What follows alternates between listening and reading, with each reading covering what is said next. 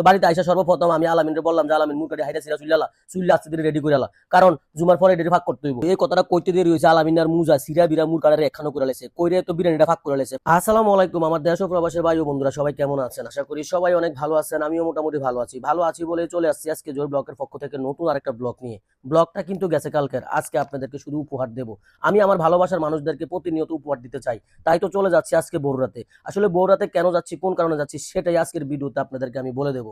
আমি বড়রাতে যাচ্ছি একজন প্রবাসীর হুকুম পালন করার জন্য। আসলে একজন প্রবাসী আমাকে অনেক দিন ধরে বলতেছে যে 200 জন মানুষকে ইফতার করাইবেন, ওই ইফতারের আয়োজনে যত টাকা লাগবে সব টাকাই আমি দেবো। এই কথা শোনার পরে আমার মাথা গেছে খারাপ হইয়া, তাই তো আমার এই প্রবাসী ভাইয়ের কথা শুনে ডাইরেক্টলি চলে যাচ্ছি আমি বড়রা যাওয়ার আগে আপনাদেরকে একটা কথা বলে দিই, বড়রা যাওয়ার সময় সর্বপ্রথম জিনসার আসতে হয়, জিনসা থেকে দিঘির পার আসতে হয়। এই দিঘির পাড়ের ভিউটা আপনাদেরকে একটু ভিডিও করে দেখাইতেছি। আসলে মূলত কত হয়েছে কি জানেননি, গ্রাম অঞ্চলের ভিডিও করলে প্রবাসীরা অনেক বেশি ভালোবাসে আমাকে, তাই তো গ্রাম অঞ্চলের ভিডিওগুলো নিয়ে আমি চলে আসি। কথা বলতে বলতে শাঁসা করে চলে আসছি আমি হসপিটালের মোড়ে। বড় হসপিটালের মোড়ে আসার পরে দেখতেছি রাস্তাটা অনেকটাই ক্লিয়ারটা দেখার পরে তো মনের মধ্যে অনেকটাই খুশি লাগছে। আসলে ভালো কাজে বার হইলে সবকিছুই ভালো হয়। এর মধ্যে বাতি দ্বারা কইলাম দে টান, আল্লাহ যা করে তাই হইব।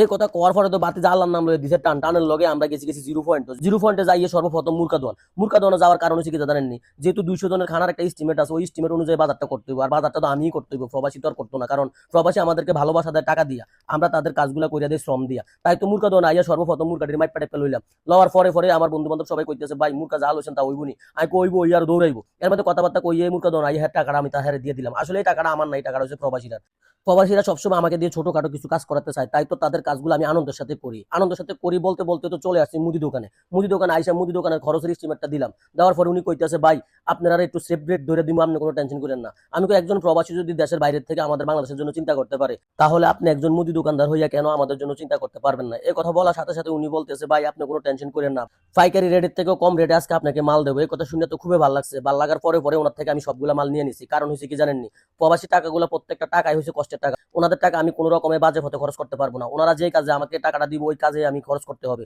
তো আমি আসছি বাজারে 200 জন মানুষের পরিমাণে যা যা খরচ করা লাগে তাই খরচ করতেছি। মুদি দোকানে আইসা মুদি দোকানে খরচ করে মুদি দোকানে টাকাটা দিয়ে দিলাম। টাকাটা দেওয়ার পরে উনি আমাকে 200 টাকা সম্মান করছে। সম্মানটা খুবই ভালো লাগছে। ভালো লাগার পরে আমি আস্তে ধীরে চলে গেছি কাঁচা বাজারের দিকে যাই। আমার বাতিদারে কইলাম তাড়াতাড়ি আমরা কিছু কাঁচা বাজার দিই, কাঁচা বাজার দিলে আমরা তাড়াতাড়ি বাড়ি যেতে হইব। আসলে পবিত্র জুম্মার দিন ছিল এই অনুষ্ঠানটা, তাহলে জুম্মার নামাজটা আমাদেরকে অবশ্যই পড়তে হবে। জুম্মার নামাজটা পড়ার আগে বাজার সদাইটা করে বাড়িতে নিয়ে গেলে আমাদের জন্য একটু সুবিধা হবে।